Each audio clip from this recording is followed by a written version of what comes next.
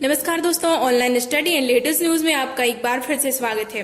इस वीडियो में हम निर्देशांक ज्यामिति को बिल्कुल बेसिक से पढ़ेंगे। जी हाँ, कोऑर्डिनेट ज्यामिति का ये पार्ट 1 है। पार्ट 2 में हम मोस्ट इंपोर्टेंट क्वेश्चन करेंगे।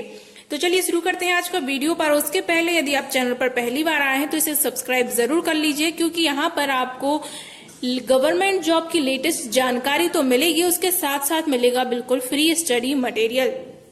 तो चलिए शुरू करते हैं। सबसे पहले निर्देशांक ज्यामिति में आती है कोऑर्डिनेट क्वार्टर्स, जिसे हम कहते हैं चतुर्थांश। जी हाँ, चतुर्थांश जैसा कि नाम से स्पष्ट हो रहा है, चतुर्थांश मतलब कि 4 भागों में बांटा गया है। इसे देखिए 4 भागों में बांटा गया है। इसके 4 भाग होते हैं, फर्स्ट, सेकंड, थर्ड, फोर्थ। और इसमें 2 रेखाएं होती हैं, एक आड़ी होती है और एक खड़ी होती है, एक क्षैतिज होती है और एक ऊर्ध्वाधर। ऊर्ध्वाधर रेखा पर हम y के निर्देशांक प्रदर्शित करते हैं और जो क्षैतिज रेखा होती है इस पे हम x के निर्देशांक प्रदर्शित करते हैं।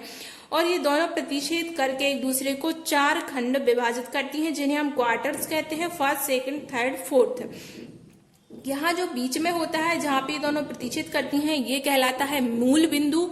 मूल बिंदु के निर्देशांक क्या होते हैं? 0, 0 होते हैं। और आपके लिए बता दें, मूल बिंदु की x और y दोनों अक्षों से जो दूरी है वो 0, 0 होती है। ये कई बार क्वेश्चन पूछा जाता है। क्वाड्रेटिक चतुर्थांश में x अक्ष दाईं तरफ धनात्मक निर्देशांकों को प्रदर्शित करता है, बाईं तरफ ऋणात्मक निर्देशांकों को।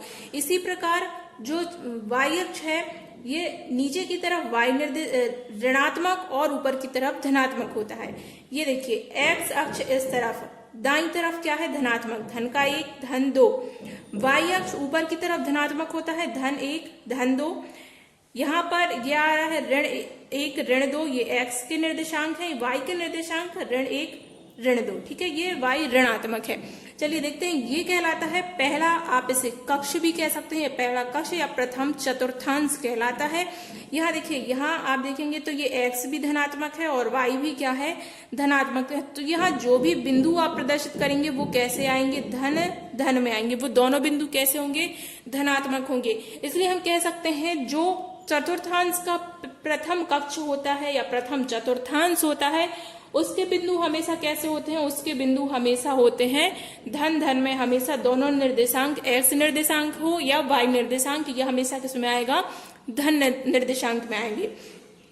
ये आपके लिए बार बार इस प्रकार के क्वेश्चन पूछे जाते हैं, बहुत सारे कंपटीशन एग्जाम में पूछे जा रहे हैं। निर्देशांक ज्यामिति चूंकि एकदम 8th क्लास एनसीईआरटी में न्यू टॉपिक, इसलिए पीवी के बहुत से एग्जाम जो खासकर 10th लेवल के होते हैं उनमें निर्देशांक ज्यामिति के 5-6 क्वेश्चन पूछे जाते हैं। जो द्वितीय कक्ष होता है, द्वितीय चतुर्थांश होता है, यहाँ आप देखिए y कैसा है? धनात्मक है। और ये x कैसा जा रहा है? ऋणात्मक जा रहा है। ठीक है, ये वाला x लेंगे इस वाले चतुर्थांश में, तो y के निर्देशांक तो धनात्मक होंगे और x के निर्देशांक कैसे होंगे?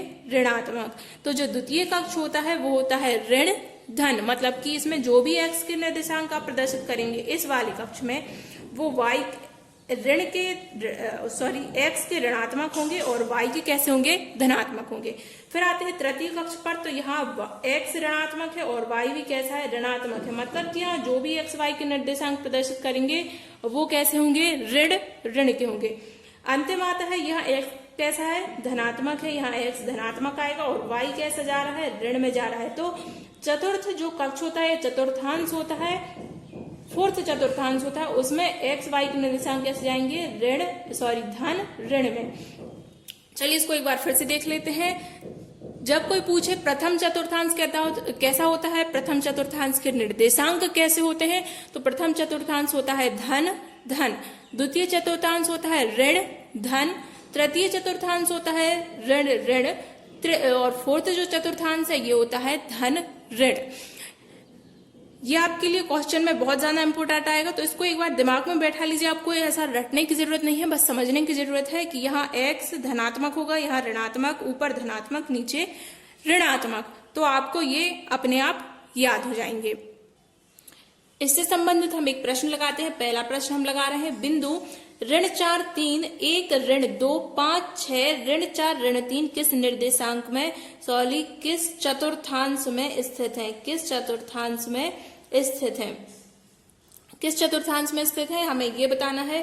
तो चलिए देखते हैं। सबसे पहले आता है ऋण 4, 3, ऋण 4 3, तो यहाँ पर ऋण 4 और ये आ रहा है ऋण और धन। तो आपको देखना है ऋण और धन किस में आता है, तो ऋण और धन आता है द्वितीय में, तो ये ऋण 4 ऋण 3 किस चतुर्थांश में हो जाएगा, द्वितीय चतुर्थांश में हो जाएगा। इसके बाद आप देखते हैं 1 ऋण 2, यहाँ पे क्या आ रहा है धन और ऋण। अब आपको देखना है धन और ऋण आता है चौथे चतुर्थांश में, तो 1 और ऋण 2 किस में आ जाएगा, चौथे चतुर्थांश में आ जाएगा। फिर आ रहा है 5 और 6, ये दोनों किसके हैं, धन और धन के हैं, तो धन धन किस चतुर्थांश में आता है, पहले में आता है, तो ये 5 और 6 किस चतुर्थांश में आ जाएगा, प्रथम चतुर्थांश में।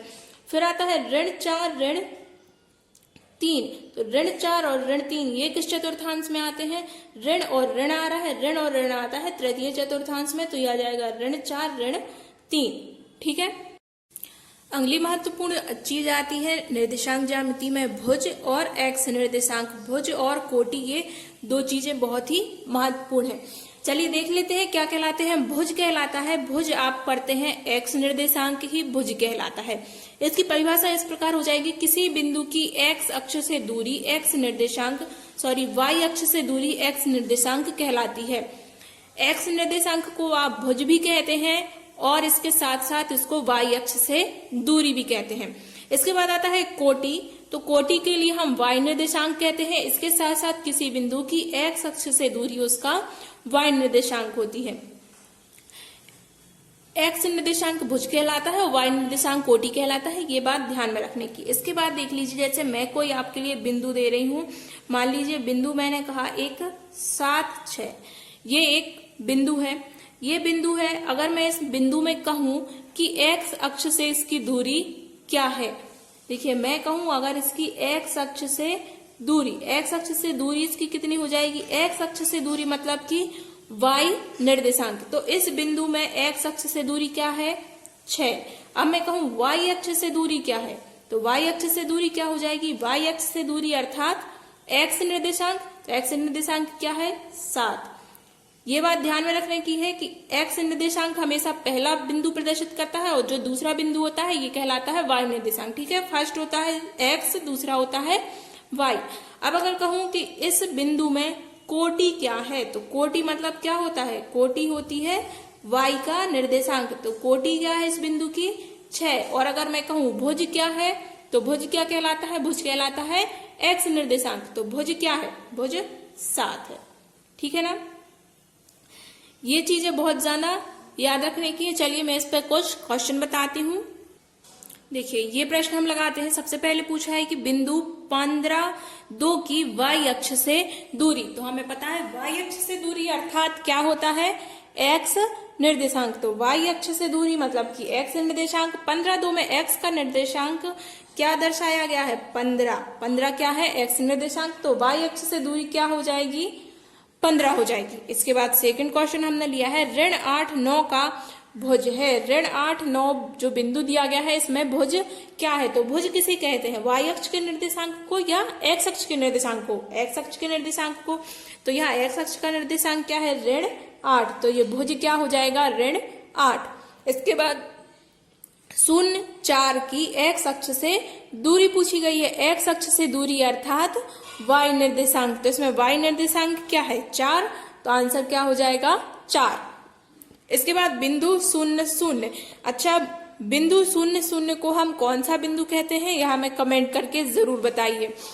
पूछा गया है कि बिंदु 0 0 की वाई अक्ष से दूरी क्या है, तो वाई अक्ष से दूरी क्या हो जाएगी एक्स निर्देशांक। एक्स निर्देशांक 0 है तो क्या हो जाएगा 0। और अगर इसमें पूछा जाता एक्स अक्ष से दूरी, तो एक्स अक्ष से दूरी भी क्या हो जाती है 0 हो जाती है। जरूर कमेंट करके बताइए कि 0 0 कौन सा बिंदु कहलाता है।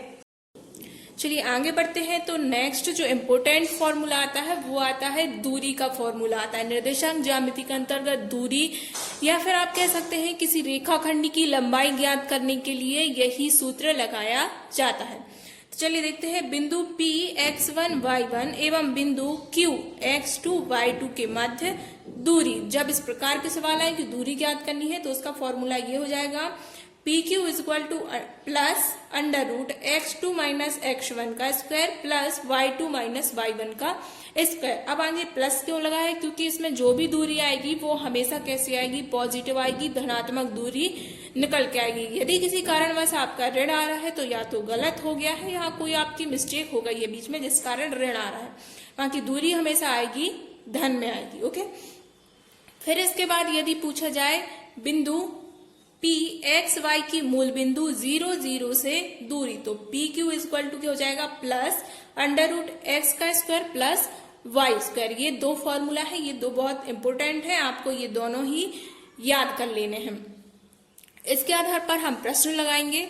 चलिए देखते हैं। प्रश्न है कि बिंदु P जिसके निर्देशांक क्या दिए गए हैं? 2 3 के बिंदु Q 6 6 से दूरी ज्ञात कीजिए। चलिए तो हम इसको सॉल्व कर लेते हैं। फॉर्मूला आपके लिए मालूम है मित्रों। फॉर्मूला क्या होता है? जब भी दूरी ज्ञात करनी होती है पी क्यू की, तो हमने फॉर्मूला भी पढ़ा है। क्या होता है? फॉर्मूला होता है x2 माइनस x1 का square plus y2 minus y1 का स्क्वायर। अब यहाँ पर x2 क्या है? x2 मतलब कि q का x निर्देशांक, तो q का x निर्देशांक कितना दिया गया है? q का x निर्देशांक है 6, तो यहाँ जाएगा 6 ऋण। फिर x1 अर्थात y का x निर्देशांक कितना है?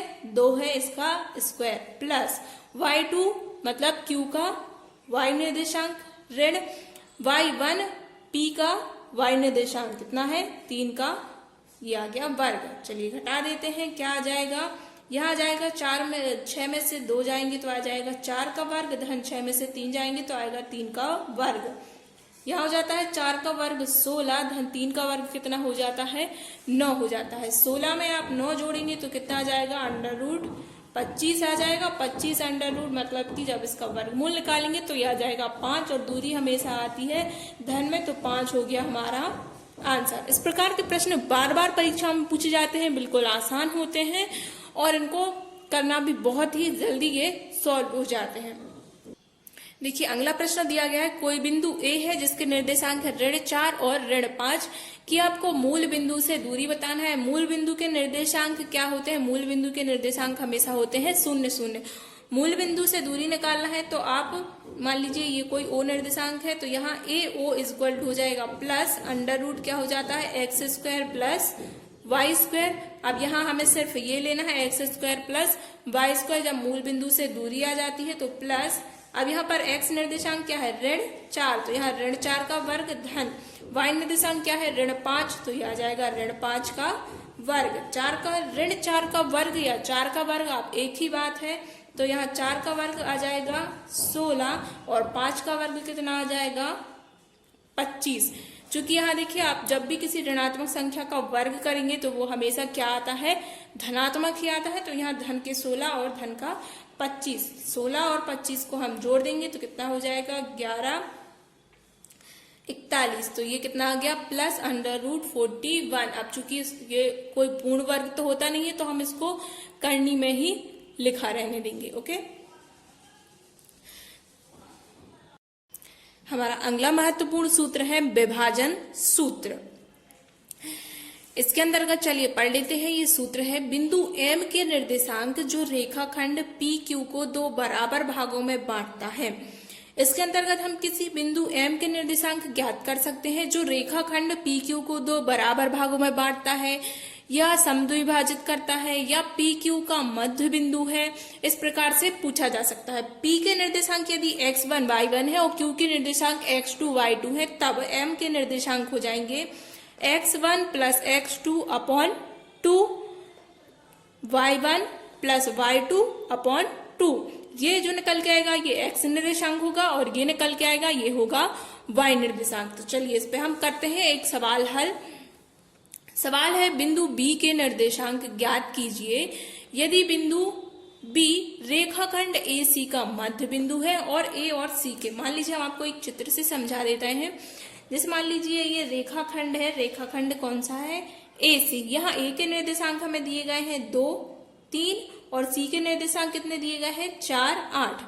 अब वो कह रहे हैं B मध्य बिंदु है इनका, इस रेखाखंड AC का मध्य बिंदु है B, तो आपको B के निर्देशांक ज्ञात करने हैं। ठीक है, तो चलिए हम b के निर्देशांक ज्ञात करते हैं। तो b के निर्देशांक ज्ञात करने के लिए क्या करना है, हमने सूत्र अभी अभी पढ़ा है x1 प्लस x2 अपॉन 2। तो यहाँ x1 क्या हो जाएगा 2 और x2 हो जाएगा 4 अपॉन 2 और y निर्देशांक के लिए y1 प्लस y2 अपॉन 2। तो y1 है 3, y2 है 8 और डिवाइड बाई 2। यहाँ जोड़ देंगे 4 और 2 कितना हो जाएगा, 4 और 2 हो जाएगा 6/2। इसके बाद 8 और 3 कितना हो जाएगा 11/2। अब यदि ये कट रहे हैं तो इनको काट देंगे, सरल हो रहा है तो ठीक है, वरना यही हो जाएगा आंसर। यहाँ कट जाएगा तो ये आ जाएगा निर्देशांक 3 और ये आ जाएगा 11/2। 3 और ये आ जाएगा 11/2। तो ये हो गया हमारा आंसर।